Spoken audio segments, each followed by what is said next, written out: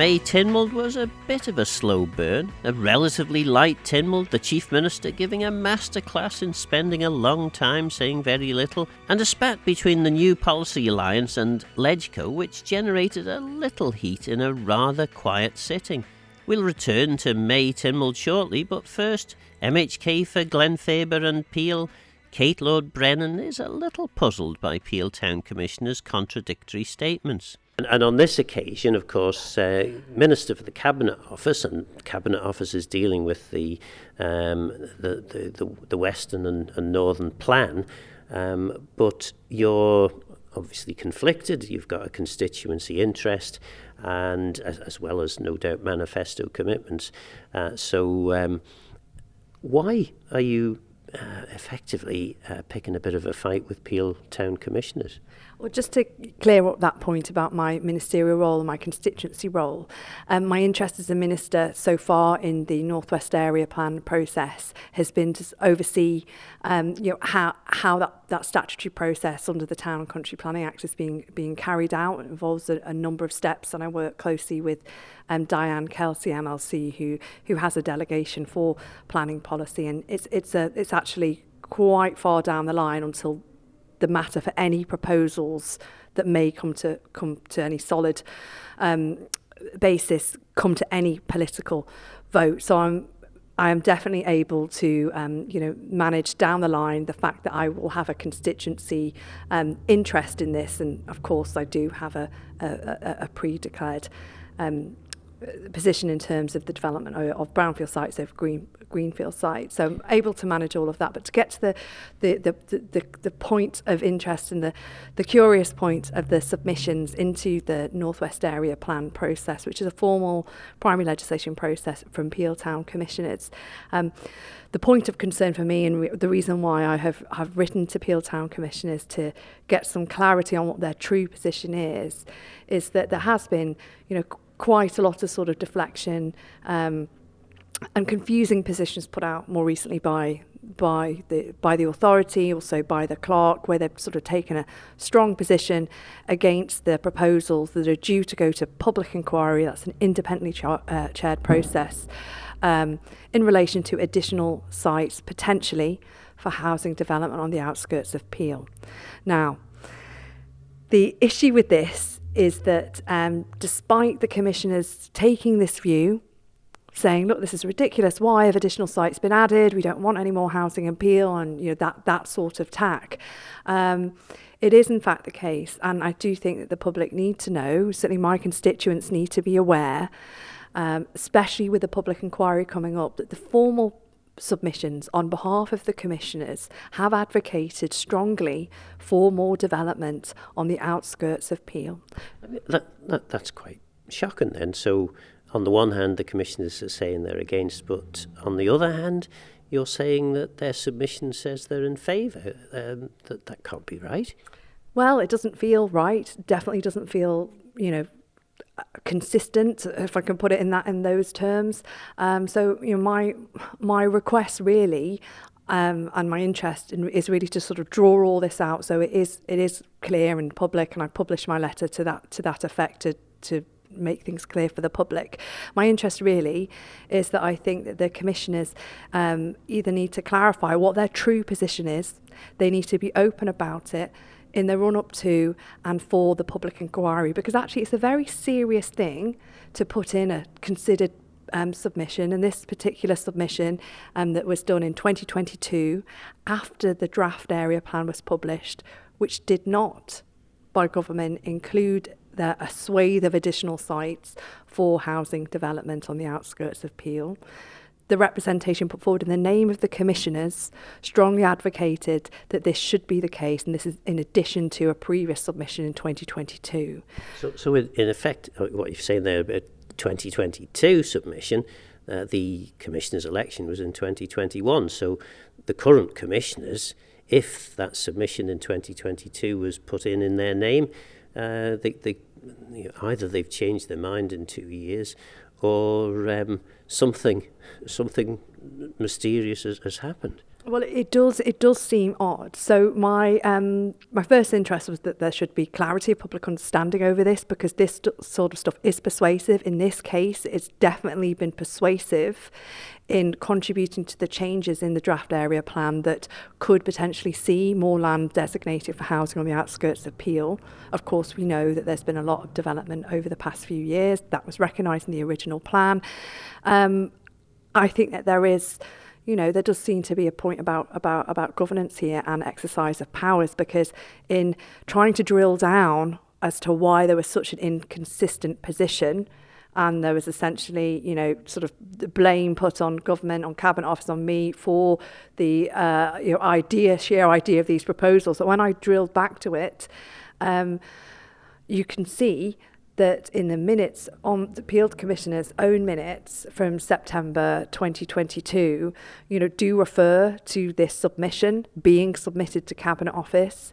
The minutes also seem to reveal that it may have been the view of the clerk and the planning consultant and not the view of the commissioners. Now, if that is the case, then something else should have happened after that, right? Because that submission has been taken in good faith. And I think that the authority of the elected commissioners needs to be taken seriously. So it's this simple, Phil. Either the submission that was made formally is something that the commissioners stand by or not.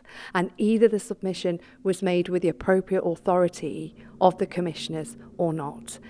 It's actually pretty serious because this stuff is influential.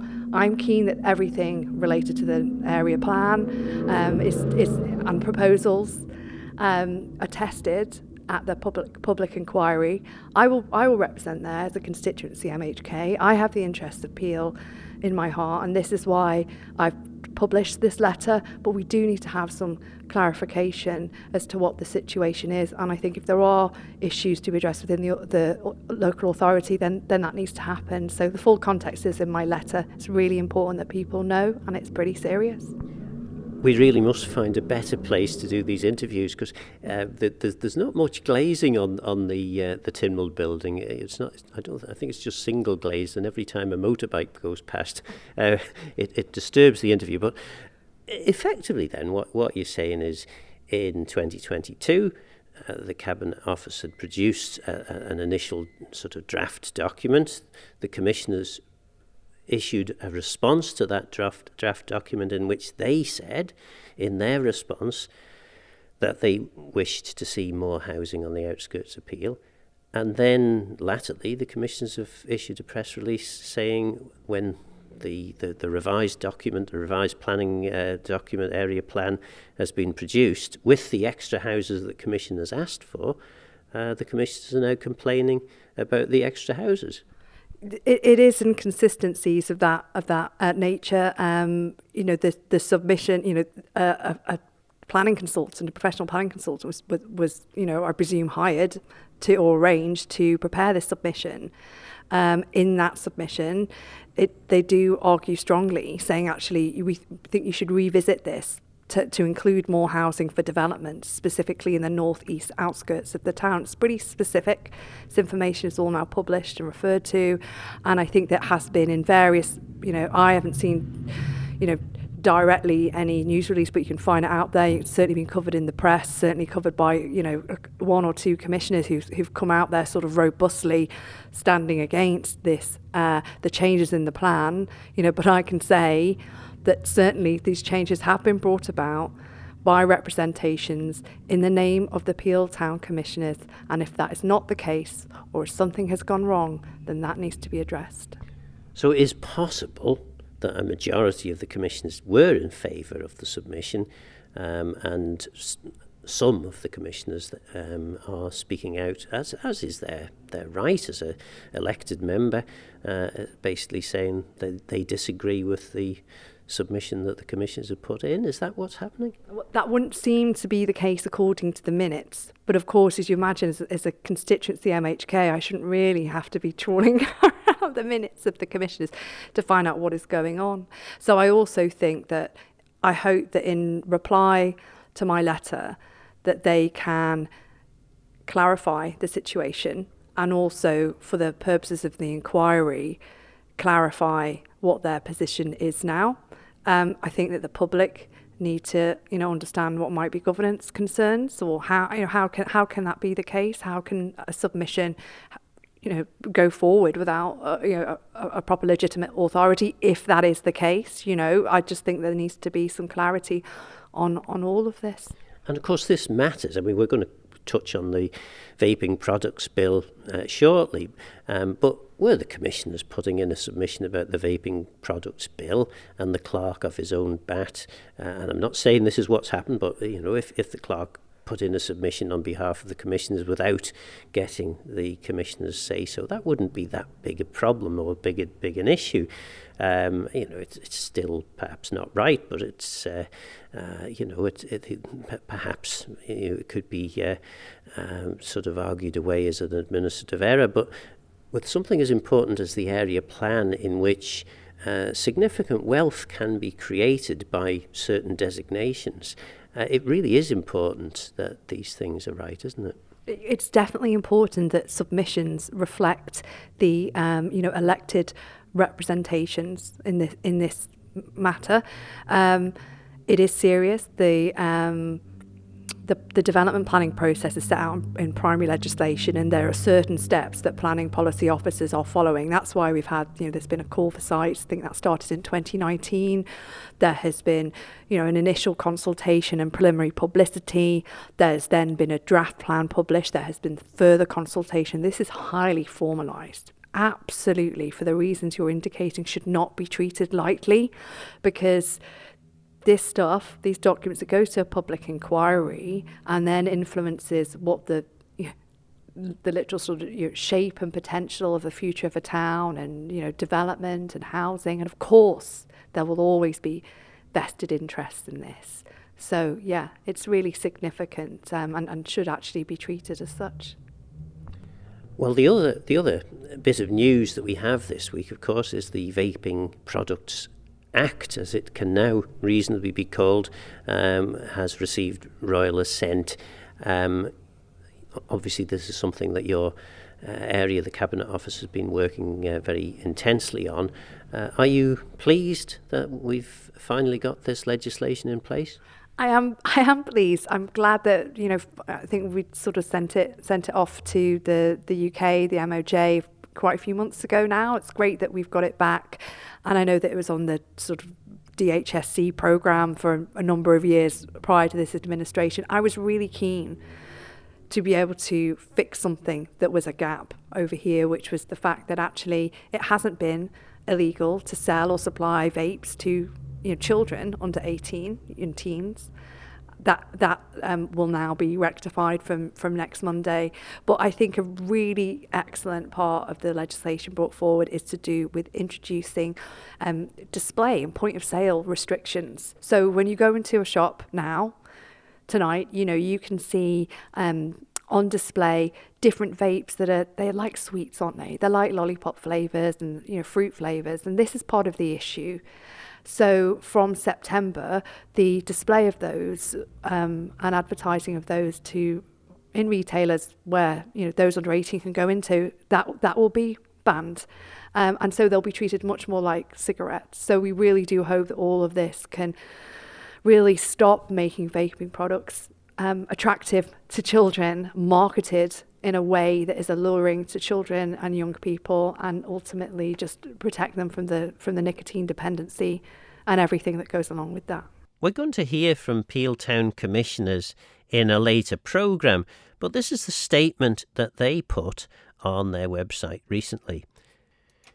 A letter addressed to Peel Town Commissioners dated 17th of May 2024 concerning the Cabinet Office's draft area plan for the North and West was received via email at 9:30am yesterday, 20th of May, from the Peel and Glenfaber member of the House of Keys, Minister for the Cabinet Office. Unusually, within 75 minutes, this letter had been released to the public and was being circulated on social media. The content of the letter seeks both to deflect the blame onto the Commissioners for the major amendments introduced by the Cabinet Office in the 2024 Area Plan and to distance the Minister from her department's Area Plan inquiry documentation. Peel Town Commissioners' response on these matters will be sent directly to the Isle of Man government to rebut any allegations and to correct the misrepresentation, errors or inaccuracies stated within the Minister's letter.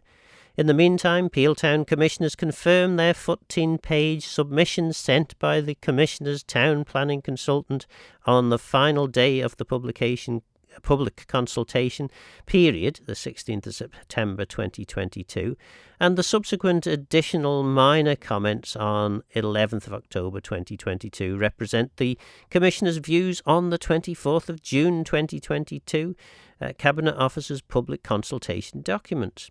For the avoidance of doubt, the Commissioners reiterate the 2022 Draft Area Plan for the North and West does not accord with the requirements of the Strategic Plan 2016 to 2026, and paragraph 2.7 of the Commissioners' submission on page 4 states, Cabinet Office have made it clear that the draft plan is subject to change and of course they may make modifications prior to the public inquiry, and Peel Town Commissioners would very much welcome significant changes to current proposals, with proposed designations removed and new ones added in locations that are sustainable and in accordance with the strategic plan, quantitatively and geographically.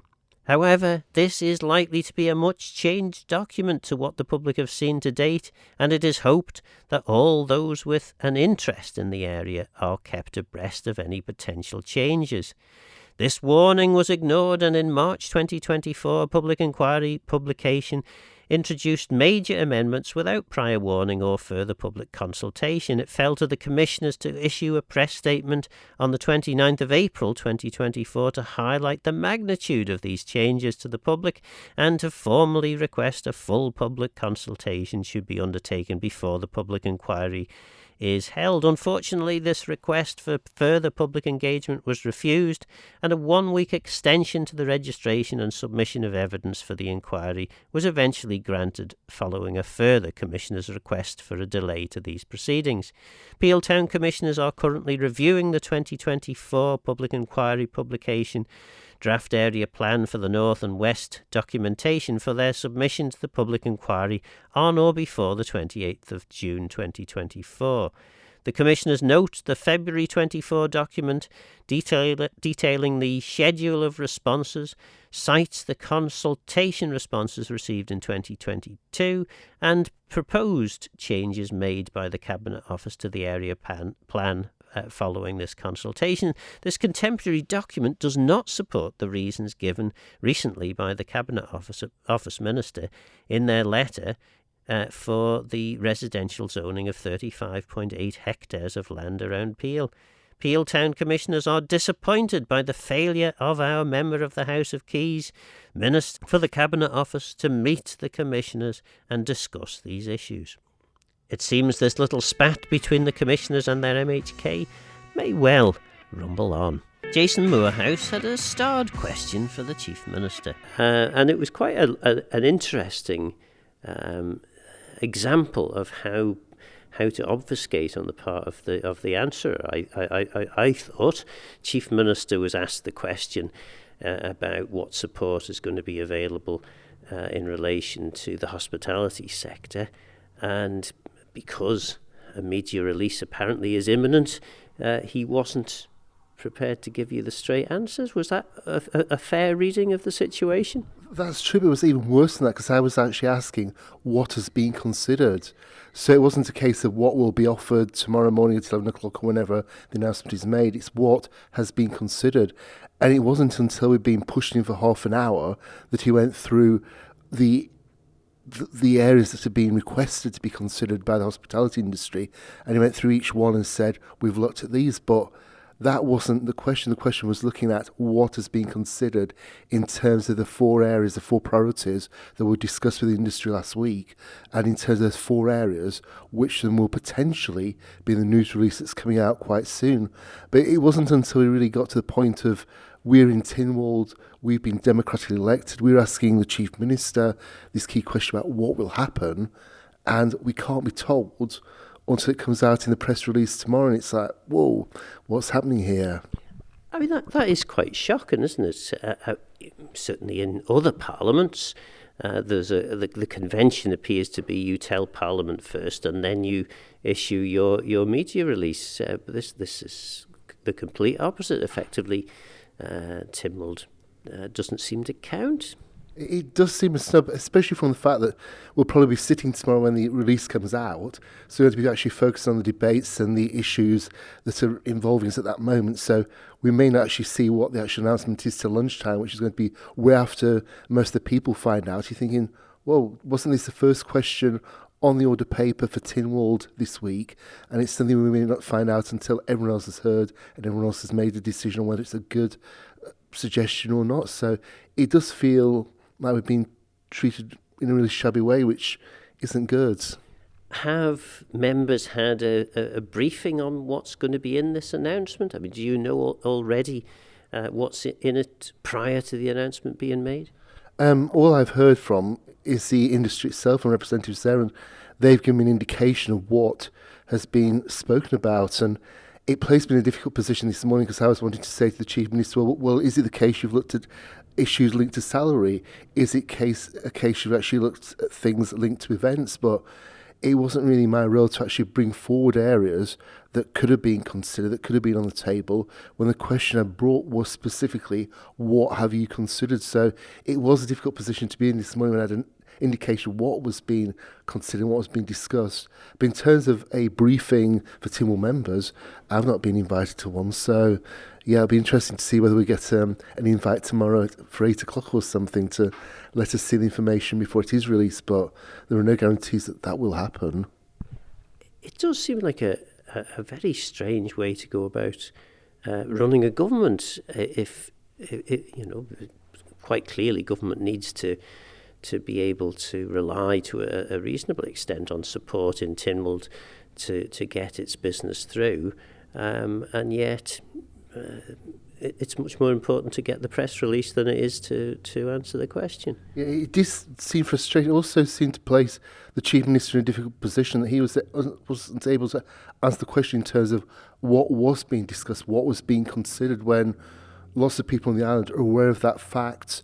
And the Chief Minister, for some reason, wasn't prepared to share with us what was being considered and what options were possible on the table. You know, it wasn't a case of what will be offered to the industry later today or tomorrow. It was a case of what has been considered. And when we couldn't even get to that point, it felt like Tynwald was being kind of disrespected in some ways, that we weren't able to be given key information from the Chief Minister. And I actually said, as one of my questions was, is the Chief Minister actually aware of what is being offered? And it leaves you kind of asking that question. Has there been a briefing to the Council of Ministers? Is a case that, as the Chief Minister said, is being left to the Enterprise Minister and the Treasury Minister to come up with something? So tomorrow when the press release comes out, the Chief Minister could be as surprised as we are.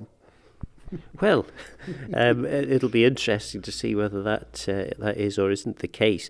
The other issue that you were asking a question about, of course, was the airport, and the Minister for Infrastructure gave you a fairly fulsome answer about how much income has been raised as a result of the car parking charges at the airport. But there were other elements to the question he was a bit more coy over.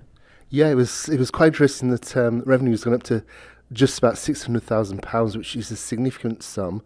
But one of the supplementary questions that I felt really needed to be answered was how much are Ringo receiving for that work? Because if we're ending up with £600,000, presumably they're going to be taking quite a large chunk in terms of all their admin costs and dealing with the transaction and everything else. But that was kind of the excuse that it's commercially confidential and we can't share that, which seemed really quite frustrating when it's something that's being done for the people of the Isle of Man and we're paying this extra cost.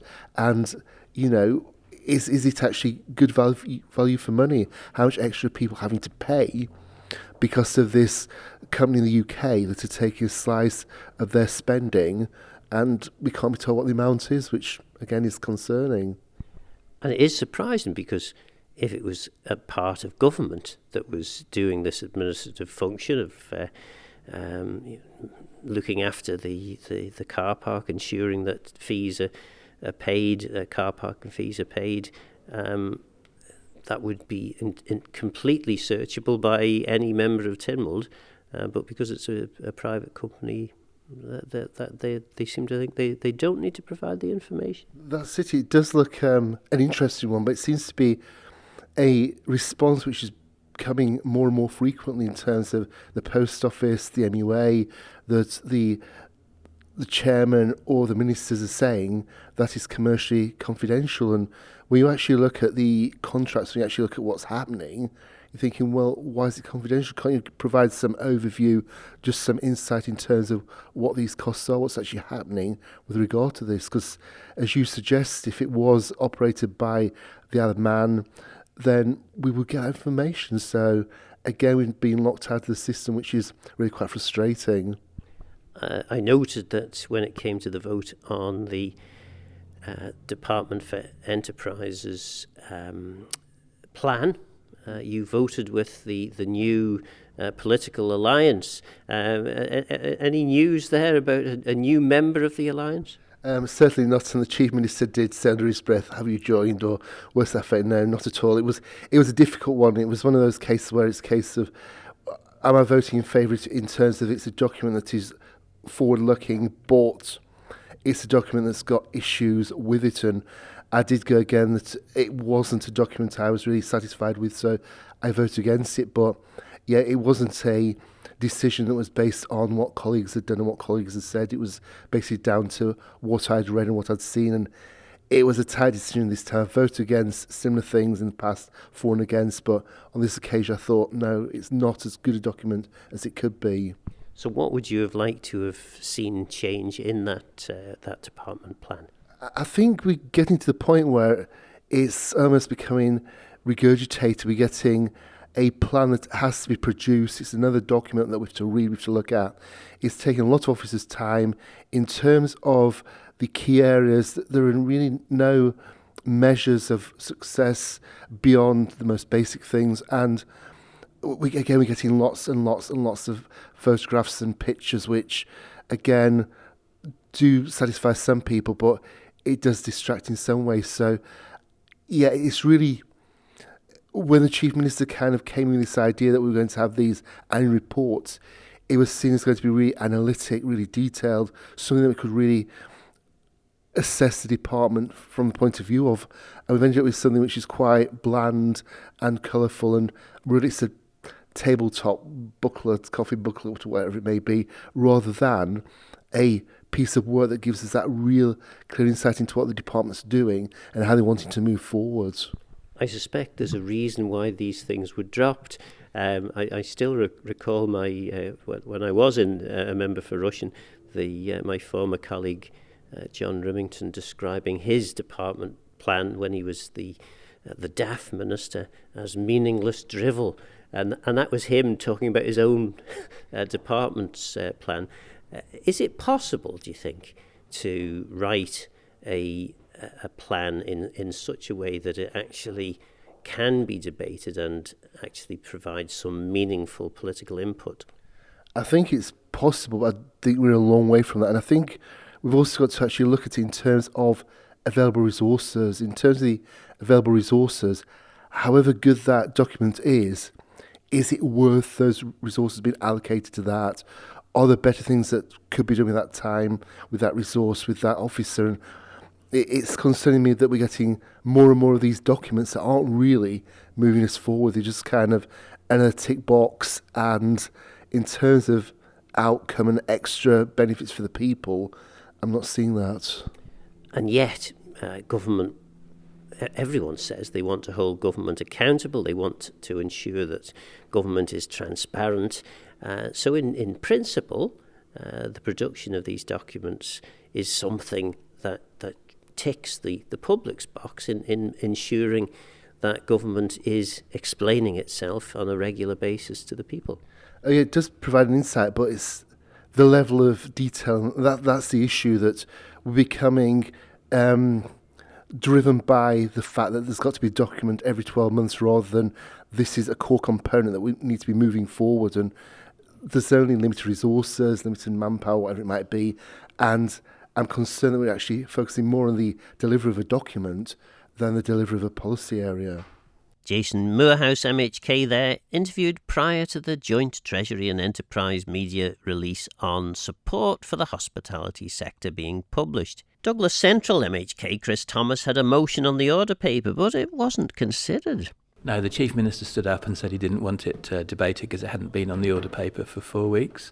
Then there was a vote. Legislative Council voted against it, with only one member of the MLC voting for it.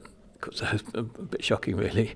I'm not surprised, I've got to be honest, because that seems to be the mood of the Legislative Council these days, and government seems to be working very closely with the Legislative Council. But we've got 3 what I called objective assessments, reviews and studies, which should be available to everybody. They should be available to the Policy Alliance, us lot, just as much as they should be available to government. They won't be available now until a time of the Chief Minister's choosing. Today we could have resolved in Tynwald that they should be published immediately. So it's a pretty serious indictment of our democracy today, what's just happened, because Legislative Council voted with ministers against allowing for the publication of a document. And yet, the Chief Minister, whilst he hasn't notified the media, as far as I'm aware, the Chief Minister has told all Tynwald members that these documents will be published at the end of the parliamentary year, and the end of the parliamentary year is the end of July, isn't it? Well, you would think so, a plain reading of it, but he hasn't specified a date. And what we wanted was it debated in July. So we had an amendment set up whereby we were going to call for the response to be published alongside the report, so we could have a debate in July. As it is, the development viability study, which is the background to the Island Infrastructure Scheme, which is the background to tens of millions being spent, which is the background to Manx Development Corporation. They have the information about development viability. Nobody else does. I do, actually. I saw it when I was on the Housing Communities Board, but it's not a public document. That's not right. It's not right that I've seen it and other people haven't.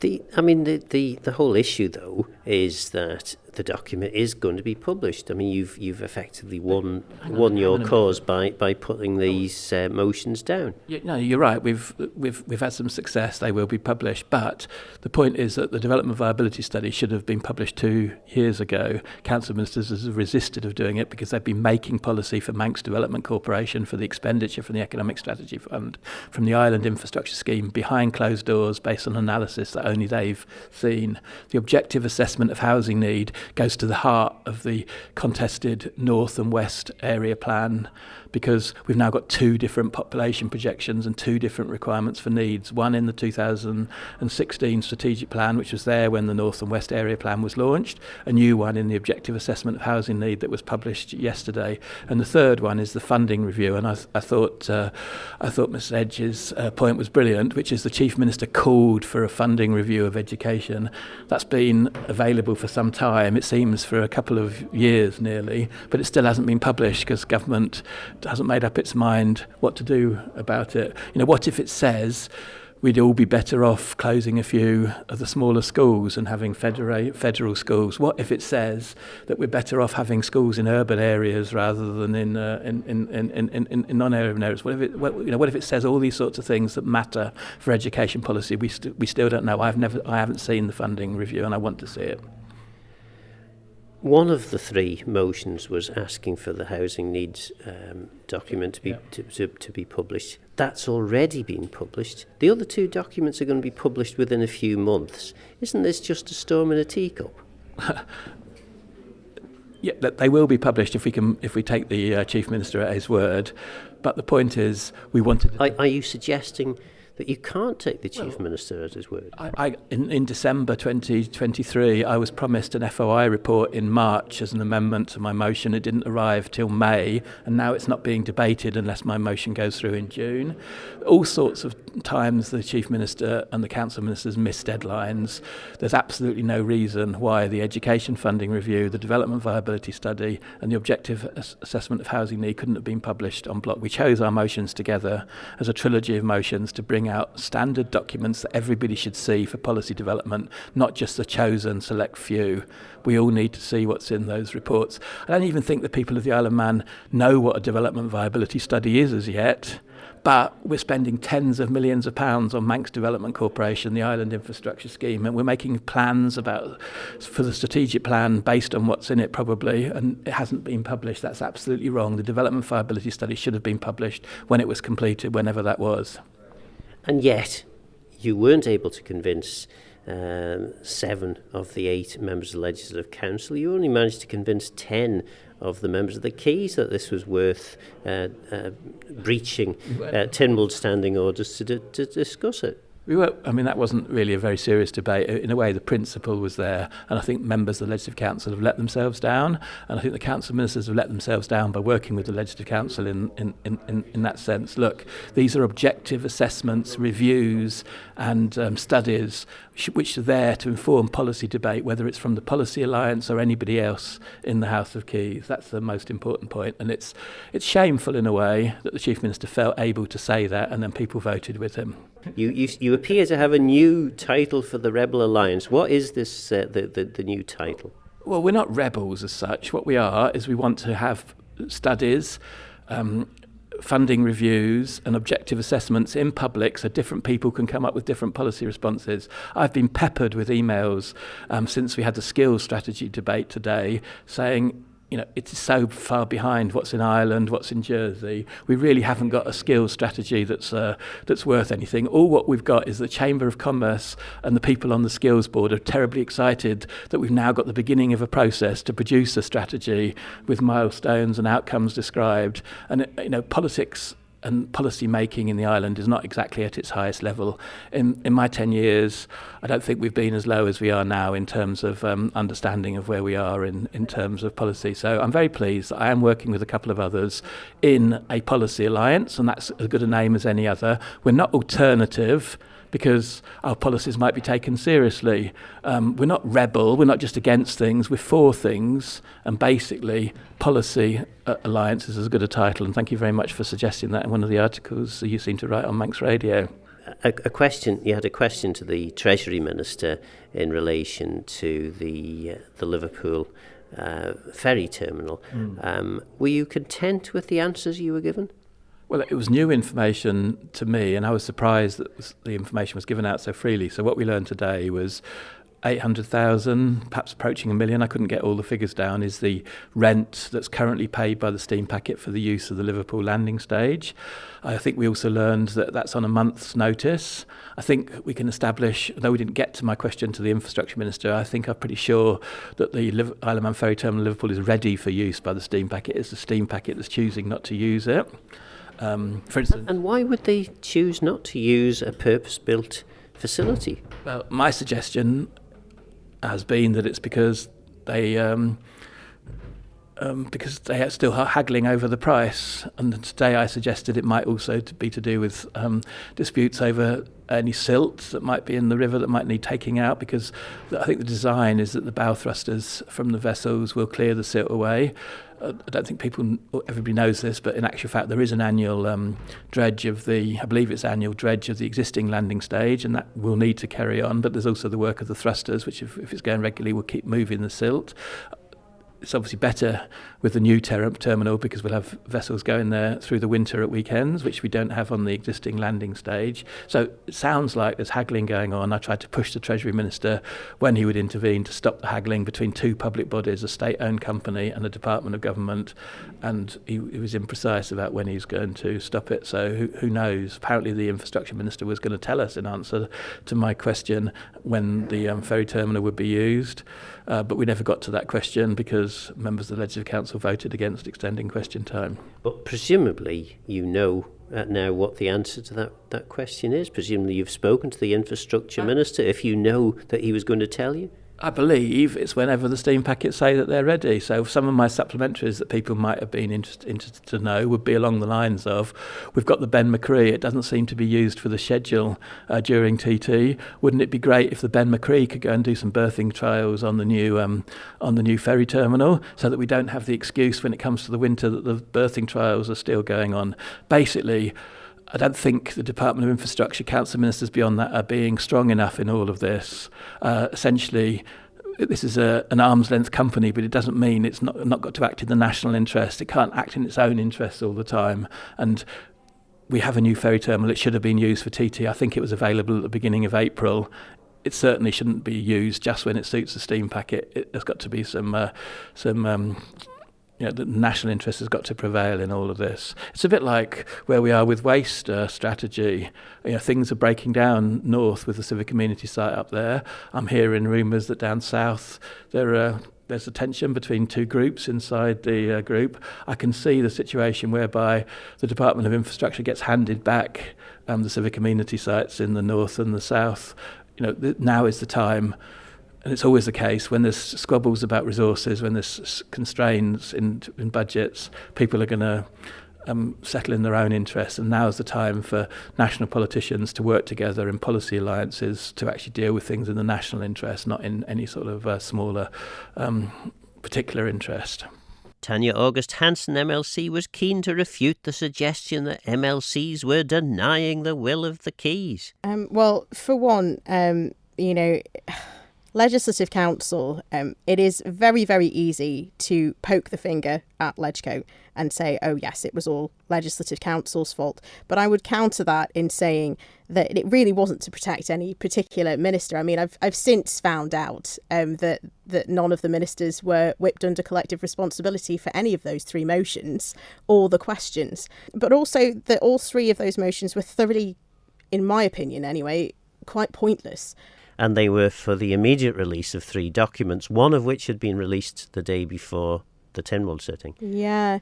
And the thing is that because I'm on the Poverty Committee in Parliament, I had these conversations with the Housing and Communities Board about the OAHN being released at that particular time. So we knew it was going through the Council of Ministers, and we knew that it would come out even when the motion appeared on the Register of Business. We were aware of what the timeline was for that document coming out. So it hadn't changed. It hadn't been quickened by the motion going down on the Register of Business or anything like that. But the other two were promised for publishing by the end of this parliamentary session, both of the documents that were being requested for the other two motions, which means that they're due out before the end of September anyway. And nobody could explain what the urgency was in getting those two documents out. And if they haven't gone through the Council of Ministers, if we don't like those two documents, who are we holding to account on having decided that these documents should move forward and everybody should be progressing with these strategies? The 2 documents that haven't been published, one is in relation to the work of the Manx Development Corporation, which considers which sites should or shouldn't be developed, I understand. Looking forward to reading it, yeah. The other one, of course, is in relation to expenditure on schools in the island. Both of these are involve the expenditure of significant sums of public money. Yes. Surely, if the reports are available, they should be published.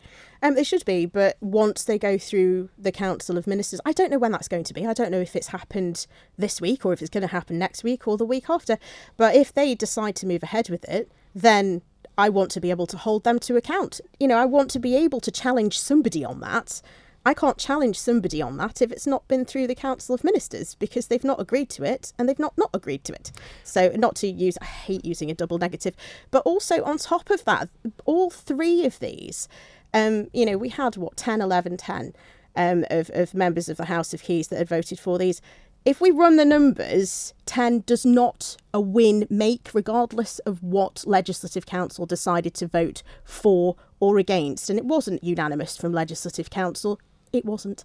I don't agree with him, but, it wasn't unanimous. And also, run the numbers. Before you go out and post on social media about this, run the numbers. Would you have won the vote anyway? Answer is no. Or speak to the clerks. Clerks are available. They'll always tell you. Because, of course, there were 4 members who weren't voting. There were some members who were present virtually but were voting. But effectively, there were only 20 members of the Keys that were voting. So 10, which was the number of Keys that voted, wasn't a majority. So it would have fell in the House of Keys anyway. Well, yeah. So then the other you might. The other thing was the question time. There were only 4 questions left. There was little on the agenda for Tynwald. You did ultimately. You got finished at 5:30, I think it was. So there was plenty of time to have these questions taken. Why did you vote against? And I should say that you've told me on numerous occasions, Legco doesn't meet in advance of Tynwald to decide collectively how to vote. Well, we don't, simply because we've been accused of it so many times over the years. I mean, once you're accused of these things, you see it as reasonably dangerous. So therefore, you don't do it. We don't discuss voting and start deciding on how Legislative Council is collectively going to vote on anything. When we go into Tynwald is about each individual member of Legislative Council and how they feel about various different issues. It is not, and respective members, that is not about us as a collective group. We don't do that. I'm sure that people might have that perception. That's fine. It's not the reality of the situation. But mainly, some of these questions, they appear in the House of Keys. And we can hear all of that now because we have our sittings, if we have sittings at all, if we've got legislation going through, then we'll start at 2:30. So we can actually listen to the House of Keys as we're cracking on with work upstairs in Legislative Council in our common room. We listen to the House of Keys quite regularly. We'll listen to questions, we'll listen to the responses, to supplementaries as well. And if we hear the following week questions that come back into Tynwald, and the same supplementaries are being asked, exactly the same responses are being given, and then you sit there and it's fine, you listen to it and you listen to it and you listen to it, the same questions, the same answers, the same sort of... These are very important issues, but there is a function for questions, as you'll know, Phil, in that questions come about as a result of a staged process of escalation. So you will go to the departments, you will speak to officers, you will speak to ministers, you will speak to probably political members with departmental responsibility for whatever that is about. And you will talk to them about, get the other side of the argument, have a more rounded view, more information, educate yourself on whatever it is that, is going on with that particular issue. If you're not getting answers out of the officers, you go to the minister. If you're not getting answers out of the minister or political members, then you'll probably put a question down. You'll listen to the question, you'll listen to the supplementaries, and off the back of that, then you might escalate it to a motion, or you might move it forward in Tynwald with various elements that haven't been answered, but it will change. Like, the questioning will change. And some of the time that's not happening. Some of the time, some members aren't going to departments, they aren't speaking to officers, they are just going straight onto the floor. That escalation process isn't necessarily being followed, and that's fine. That's their prerogative. That's okay. Sometimes it is a little bit tiring, and sometimes you just kind of don't want to hear any more of it because it's just repetitive. Do you think that despite only being 3 years, not even 3 years into this term, we're getting close to 3 years into, or 3 parliamentary years through this House of Keys term in office. Do you think we've already entered into the sort of beauty parade that goes with an election? I think in some cases it probably started off at the beginning of the administration with it. not for the vast majority of people. And I wouldn't name individual members. I don't think that that's fair. But I do think that there is an element of that started from the beginning. I do think that is, to a degree, happening now with some individuals, not with everybody, but with some individuals. I don't think that that's all that they do. I think that they have other very, very amiable qualities in terms of the role that they hold. But I do think that sort of, sometimes it is a little bit, what's the word? Disheartening to see, every now and again when it crops up. It's not very nice. So what do you think? Are MLCs government lackeys, or are they just injecting some common sense into Tynwald? Is government trying to keep vital information away from the public eye? Or is the new policy alliance just making political mischief? Don't forget, this programme is available as a podcast on Manx Radio's website. For now though, I'm Phil Gorn, got a Myos and Geisha from. Thanks for listening.